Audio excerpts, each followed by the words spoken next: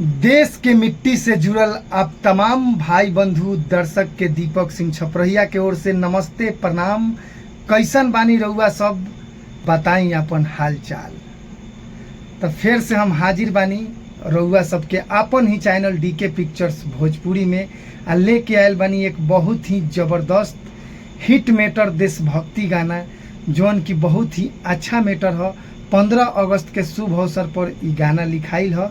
तो आई रउआ सभे के हम सुना देतानी। सबसे पहले स्टार्ट करतानी मुखारा। अरे लौरे के बात लौर अपन वतन के खातिर हो, अरे लौरे के बात लौर अपन वतन के खातिर हो। आपस में करे भेद भाव काहे जाति पाती हो, आपस में करे भेद भाव काहे जाति पाती हो। इसके बाद शायरी है एक। मैं एक गिलास पानी में भी गंगा देखता हूँ, धर्म जाति के नाम पे दंगा देखता हूँ। मैं एक गिलास पानी में भी गंगा देखता हूँ, धर्म जाति के नाम पर दंगा देखता हूँ। आजकल के लोग तो जातिवाद पे मरते मिटते हैं, आजकल के लोग तो जातिवाद पे मरते मिटते हैं। मैं तो सपनों में भी तिरंगा देखता हूँ, तिरंगा देखता हूँ।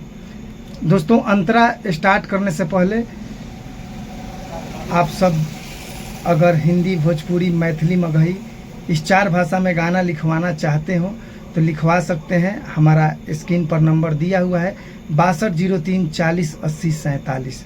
तो आइए अब हम अंतरा को स्टार्ट करते हैं। ना करो जातिवाद कौनो बोन नफरत के बीज हो, इंसानियत से बारा यहाँ दुनिया में नहीं चीज हो। ना करो जातिवाद कौनो बोन नफरत के बीज हो, इंसानियत से बारा यहाँ कौनो बात नहीं चीज हो। करे के बा कुछ देश ला कर मजबूत बनावो लाठी हो, करे के बा कुछ देश ला कर मजबूत बनावो लाठी हो।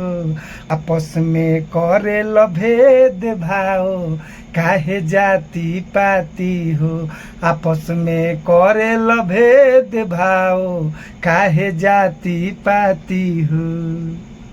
दोस्तों, फिर दूसरा शायरी है। कौन कहता है कि हिंदू मुस्लिम से जुदा है, मंदिर में भगवान है तो मस्जिद में खुदा है। कौन कहता है कि हिंदू मुस्लिम से जुदा है, मंदिर में भगवान है तो मस्जिद में खुदा है। हम सब हिंदुस्तानी एक हैं, हम सब हिंदुस्तानी एक हैं, आज से यही हम लोग का मेन मुद्दा है।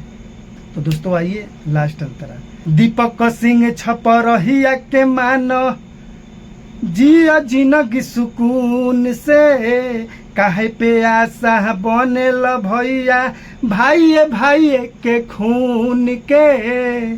दीपक सिंह छपरहिया के मानो जिया जिंदगी सुकून से, काहे पे आशा बनेल भैया भाइये भाइये के खून के।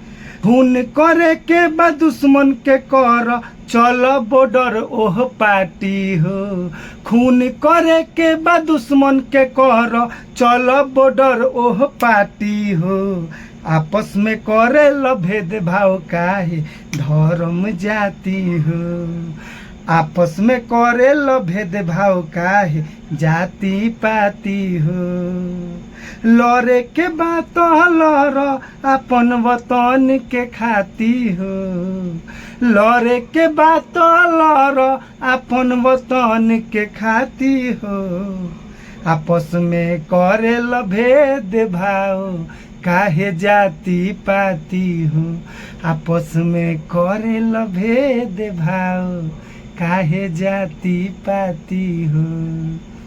तो दोस्तों, गाना अच्छा लगा हो तो लाइक, कमेंट, शेयर, सब्सक्राइब जरूर कीजिए और अपने इस भाई को सपोर्ट कीजिए। और दोस्तों, फिर मिलते हैं नेक्स्ट वीडियो में कुछ और अच्छा मैटर लेकर। तब तक के लिए टाटा, बाय बाय, जय माता दी मित्रों।